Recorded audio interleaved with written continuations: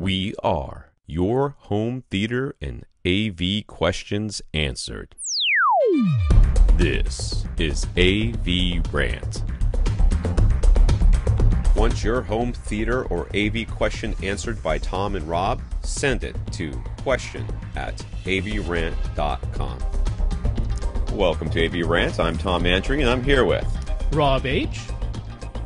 Mahi. This is from this week. As a reminder from last week, Mahi is constructing a soundproof 14.6 foot wide. Whenever you put the point instead of telling me how many inches it is, it completely throws me off because I want to convert the 0.6 to a half, and it's not a half. It's pretty close.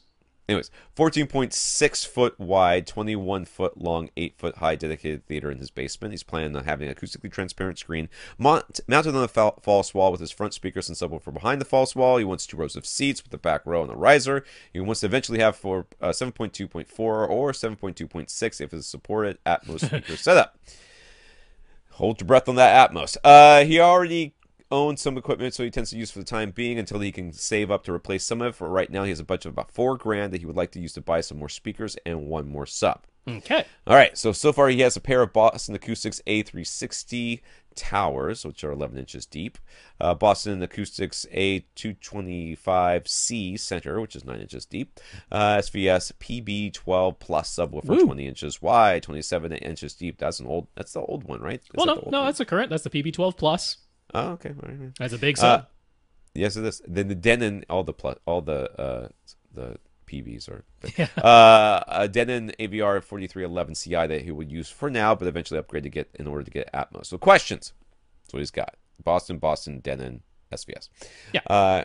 I just pressed a button. He is going to install 4 overhead speakers no matter what. He was thinking he might also install front height speakers. Is there a way to use 4 overhead speakers plus front height speakers to make a 7.2.6 Atmos setup? If not, is there a different configuration that would work better? You got 3 receivers. You don't got 3 receivers. There's no way. Or $16,000 plus to spend on a very expensive. He's got $4,000. So it's not going to happen. I don't think the $16,000 plus is the solution. So you could do the 3 receiver solution. I think the better solution is to just stop at 7.2.4. I think that is for right now the very reasonable thing to do. Now, one reason he was thinking of this is because he goes, right now his Denon 4311 can use front heights. It can't do top fronts or top rears. It's not an Atmos receiver, but it can do front heights. So he's like, well, he could install front heights right now.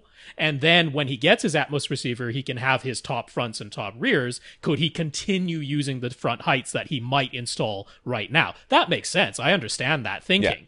Yeah. But honestly, I mean, the real answer here is kind of no, because even if you did the 3 receiver solution, what you're doing there is you're taking the, you would have to call them front height and rear height. All right. So you take the front left height, the rear left height, and you'd feed those 2 pre-outs to a Dolby Pro Logic receiver, which would then generate a center that you would call top middle. All right. But when you do all that, you can't use Odyssey. All right. Which means that if you want room correction, you have to go to like the external Dirac solution from Mini DSP, which is $1,000 a piece, and you need 2 of them. So you're at $2,000 just to get your room correction back. Mahi, the answer is stop at 7.2.4. So if you want to run some wires to use front height speakers right now, I know this is like a dedicated room that you're building. What I would say is run all the wires inside the walls, inside the ceiling for what will be your future setup, your 7.2.4.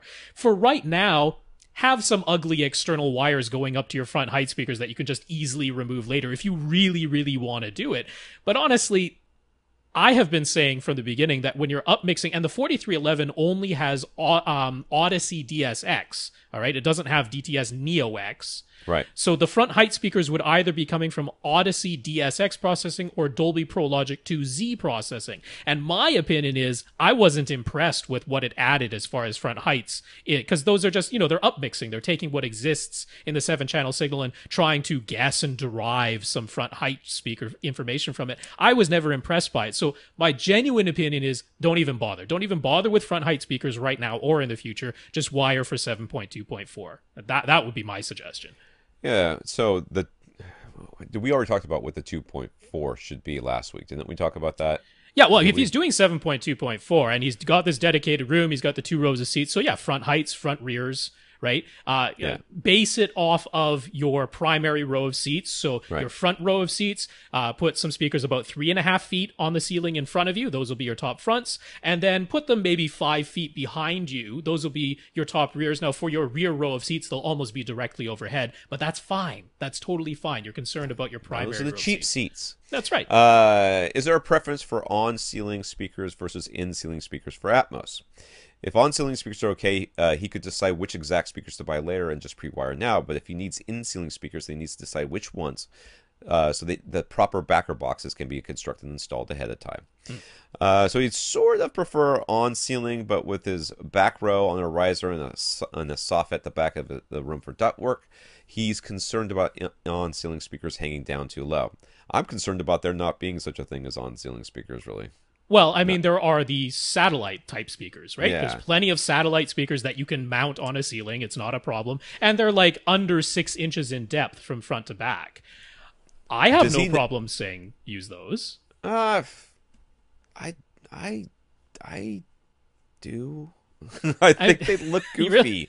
He's going to have a dedicated home theater. He is. Like a dedicated theater room with a false wall with all the speakers hidden behind and a bunch of little cube speakers on the ceiling. When you go to the commercial movie theater, you can see the Atmos speakers on the ceiling. No way. Right, it's not a commercial movie theater. It's just better than that. This is better than that. Yeah. I mean, on either is fine. It just depends on what he wants to do, because he does have a choice to make when his speaker stuff, which is his next question, comes up. I'm fine with using satellite speakers. Okay, from an acoustic or a sound standpoint, there is no preference. It doesn't really matter. Atmos does not care if the speaker either is one mounted. will sound fine. They will sound fine either way. So to me, it's an aesthetic choice more than anything. And aesthetically, if you're going to go through the trouble of doing everything you're doing and not install in-ceiling speakers, I think you're going to end up being unhappy with your choice. That's my personal opinion, and I think that you should go ahead and install some in-ceilings. So he wants to know, what do we think about his Boston acoustic speakers in general? He hasn't compared them to a ton of other speakers, but he wants accurate, clear sound. He's also concerned that they are rear-ported, since he wants to make his false wall fairly shallow in order to keep keep enough room for 2 rows of seats. So should he replace them? I like Boston acoustic speakers. Generally speaking, I've been to their factory. They make their own drivers for the most part, not all of them, but many of them. In the A360s, I believe they did make those drivers. Like I said, maybe not all of them, but they do a lot of in-house everything. I've seen them prototyping drivers. I've seen them making cones, like the cones that go to the driver. Yeah. It's the coolest little vacuum thing. Yeah, and they're part of they're part of D&M Group. They're part of the same company that makes Denon and Marantz. So it's a solid company behind them. I've got no problems with Boston Acoustics, and if you like, and I accurate sound, I've been perfectly happy with their sound. I don't think that I've never heard a Boston speaker and gone, sounds all distorted. So I mean, they're fine. They're really, the only question here is they are rear ported. Now, you said you want to put your subwoofer behind your false wall. If you're going to put your PB12 Plus, right? Because he's going to get a second sub of some sort, right? But if it's going to be your PB12 Plus that we're thinking, the minimum, the gap between the physical front wall and the back of the false wall studs, because remember, there are studs making the false wall, they have some thickness to them. So the gap would have to be a minimum of 20 inches, and that would be putting your PB12 Plus sideways, which is fine. You don't have to worry about the orientation, but that's the minimum, right? If you're putting... Now, I would suggest maybe getting one of the cylinder subs, but then you need a 17-inch gap. Right, maybe you could go for one of the smaller subs that's only 15 inches wide, but I'm thinking a 17-inch gap. Yeah, and his speakers are only 11 inches, right? So that's right. That's plenty of room. 6 inches behind it. That's right. Well, you could have some. You could have some absorption that's on the physical front wall, right? So a little bit of absorption, a little bit of an air gap, the rear port of your speaker. That's fine. There's nothing wrong with that. So I'm not hugely concerned about them being rear ported, since if you want to put that subwoofer behind there, you're gonna have to have a pretty sizable If you gap. want to put a subwoofer behind there, let's be honest, you're going to have enough room for these speakers. They're only 11 inches. That's right. So you're going to have enough room for them to quote unquote. Yeah, I mean, I would put some absorption behind them on the physical front wall, but that's easy. I mean, you're not even going to see it, so you don't have to wrap it or anything. You just put some rock wool up there on the wall behind it. Yeah, just lean it over on there. That's right. It'll be fine. And as far as do we think you should replace them, there is no reason not to replace your speakers. I mean, if you find something you like better, but if you're happy with what you have, yeah, why rock the boat? I say. So with his $4,000 budget, he wants to complete a 9.2 speaker setup. The max is an 4311 receiver can handle. What will give him the best experience? Keeping his Boston Acoustic speakers and adding a second sub, 6 in-wall speakers and acoustic panels if you can afford them, or buying 9 new all new speakers plus a second sub. Well, will give you the best experience is getting the second sub. Okay, that number one. You got to get the second sub. That's good. That has to happen first. He's doing that either way, though, and I really don't think you need a second PB12 Plus in this room size. Certainly a PB2000, or like I say, I think a PC2000, the cylinder, makes the most sense because it takes up less floor space. So a PC2000 in this room size would be absolutely fine, and it will pair just fine with your existing PB12 Plus. The PB12 Plus will just be turned down a little bit, that's all. Right. I'm looking at these Boston Acoustic in-wall speakers that you linked up. Well, here. yeah, Do they just have a because backer box. No. Okay. So I mean, you can get Boston Acoustics in-wall and in-ceiling speakers from Accessories for Less, which definitely saves you a pile of money. So that will be the link that we'll have posted over at avrant.com in the show notes. But those don't have a backer box to them. You could make your own. There's no reason you can't make your own backer box. And I have to say, I'm very dubious, and I may turn up wrong here. I'm very dubious that we're going to end up with 7.2.6 in the next. Oh, I don't think so. Iteration of receivers. I think they're stopping it. I mean, like Sony Pictures, they've set up their mastering room as a 7.2.4. That's what all the studios are doing. That is the home version. I think we're stopping there. So I know you want 6 speakers on your ceiling. I don't think that you're ever going to have a use for 6 speakers on your ceiling. So I think you're going to need to need to not spend as much money as you're planning on spending. I feel weird saying this. I really do. What you're gonna do. This is what I think you should do. Keep the speakers you currently have. Okay. Buy your second sub. Buy 4 of these in-ceiling or in-wall Boston Acoustic speakers. Put them up there. Put them up there. Get them all set up. And then you can buy your. I think you'll still have enough money for your receiver, to be honest with you, and you can have Atmos like right now. Yeah, it's pretty close. Yeah, because I mean, he wants the in-walls to be his surrounds and surround backs as well. But I'm like, a pair of in-wall surrounds, a pair of in-wall surround backs, 4 overhead speakers. If you're getting them from Accessories for Less, you're like just barely over $1,000 at that point. That's $3,000 left, right? For all 4 of those, then you're getting your PC 2000, but that's $800. You've got enough money left over right now to buy an Atmos receiver that can do 11 channels, for sure. So I mean, you could have Atmos tomorrow. Now, that being said, if you're like, I want to wait to the next round of receivers, or I'm fine with what I've got right now, or whatever, I would just... I would go ahead and make sure you get some room. You're gonna need room treatments in here, anyways. Yeah. So I would make sure you get some room treatments in this room too. So that's really, if you're gonna do a dedicated home theater and you don't budget for room treatments, you're really selling your room and your experience short. You're gonna get in there, you're not gonna be as happy as you expect to be. Whereas with the room treatments, you're gonna get much more of the performance that you're expecting. Yeah. So if you just wanted an alternative to try, and the one I'm gonna mention has free 2-way shipping, so there's not much reason to not give them a try. But let's say you didn't already have your Boston Acoustic speakers and you're like, I got $4,000 and I want to get 11 speakers and a second sub. I would point you to Aperion Audio. I would point you to their Intimus series. One nice thing about them is the Intimus 5T towers are front ported. They're ported, but they're front ported, which means They could easily go behind your false wall. The center is a passive radiator that's on the front. So again, you're not worrying about any reporting with that. And then they have matching in-ceiling and in-wall speakers in their Intimus series. All of it that would be affordable with a $4,000 budget with enough money left over to get that $800 PC2000. So if you wanted to get 11's matching speakers from a new speaker company for some reason, or you didn't already own speakers, I would point you at Hyperion for this price range. Yeah, that's the alternative. Yeah, there's lots of speakers out there. There's sure. Yeah. I mean, there's NHT, there's SVS, but yes, he wanted a recommendation. There's one.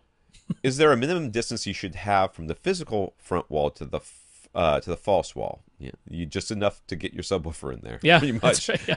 That's what you need, enough to get your subwoofer in there. There is no other reason. It's acoustically transparent, basically. But since what's coming up is calculating what sort of screen size he needs and where his seats will go, I would say since you're putting, actual tower type speakers and a subwoofer back there, I would count on from the physical front wall to the actual front of your false wall, like where the screen will actually be. Because remember, there's some depth for the studs of the false wall. I would count on that being 2 feet. Yeah. Right, I would factor that into your plans. If you were doing in-wall speakers, that are like in the false wall, then it could be as little as 6 inches or 1 foot. But I would count on it being 2 feet from the physical front wall to where the screen will actually be. Yeah. Oh, I forgot to scroll.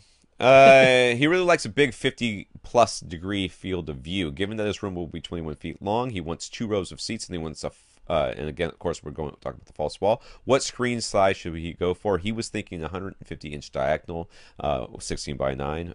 But what would we suggest? Mm-hmm. So if our front wall is 2 feet in, I forgot how long this room is. It's 22 feet? 21 feet long. So it's 19. I scrolled. 19 feet in, right? And we're going to want to be at least, 3 feet off the back wall? Does that sound about right? I would like to, yeah. That would be nice. So 19 feet. So now you get 3 feet in. So that's 16 feet from there. And then you're going to have to go another 6 feet in for your second row, the front row seats, right? 6 feet from there. So you're 3 feet off that back wall, and then you are, that's 16 feet away. And then 6 feet, so you're 10 feet away. Yeah, right? So I would put the front row 10 feet from eyes to screen. I put the second row 16 feet from eyes to screen. I'd have a 2 foot I'm sorry. false wall.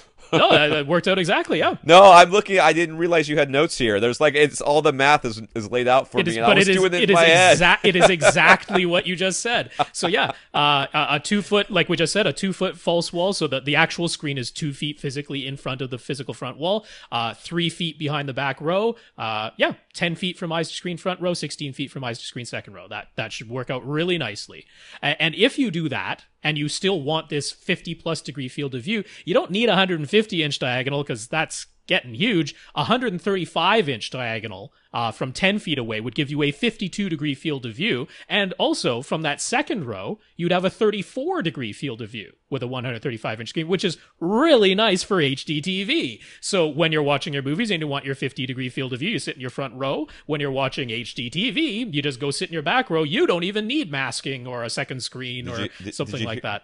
Did you hear that sound, Rob? What was that? That was the sound of disappointment. That was the sound of disappointment when... We're still... I forgot who we're talking to. We're talking about Mahi? Yes. When Mahi when you told him he didn't need 150 inches and he had his heart set on 150 inches, but when you lay out the math, you're right. I mean, of course, you're right. It's 135. The math doesn't. The other thing is the 135-inch screen is going to be much easier for your projector to light. If you want to do HDR, if you're getting that Epson 5040 or something like that, it's going to be much easier to get 100 nits on 135 inches than 150. So there's plus it's going to be a lot cheaper. That's right. The screen's going to be cheaper as well. So. Yeah. So the go-to here, acoustically transparent, if you've got the money and you want the best possible, you go Seymour AV. Yes. If you don't have the money or you want to save some and you want something that's really quite good, the silver ticket, of course, is where we go. I don't think... Did we decide that Elite doesn't have one? Is that right? I forgot. Oh, Elite has them, yeah. It's just that, like Silver Ticket doesn't have motorized roll down right now. That's what it is. So when it comes to fixed screen, Silver Ticket is still the least expensive and their woven acoustic is quite good.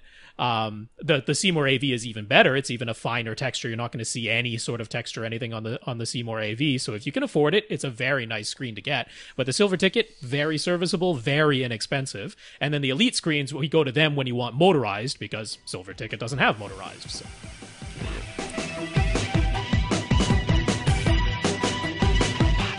Want your question answered? Send it to question@avrant.com.